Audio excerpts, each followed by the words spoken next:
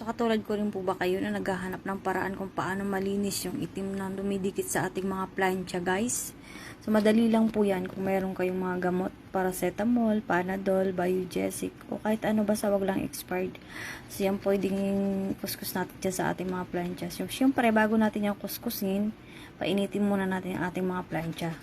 Mag-ingat lang po para hindi tayo mapasok kasi mainit. Yan. Kuskus lang po ng kuskus yan. So, syempre, kailangan may hawak tayo na tela. Kasi mainit siya. Ayan. So, kuskusin ko pa po yung natitira.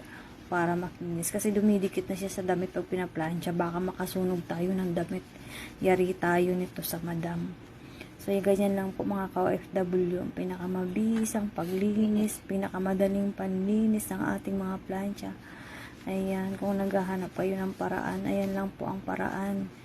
Ayan, wag lang pong expire lang gamitin yung mga gamot ha. Kasi pag nangamoy yun, baka mahilo kayo. So, ganyan lang po. Kita nyo po ang diferensya. Tulad kanina, ang itim-itim ngayon na wala na ang itim. Mabilis lang po siya, pero mag-ingat kasi nga po mainit ang ating mga plancha. So, ayan, nakita nyo na po ang kinis na. So, try natin po ditong i-plancha sa puti. Kasi kanina po dumidikit na siya.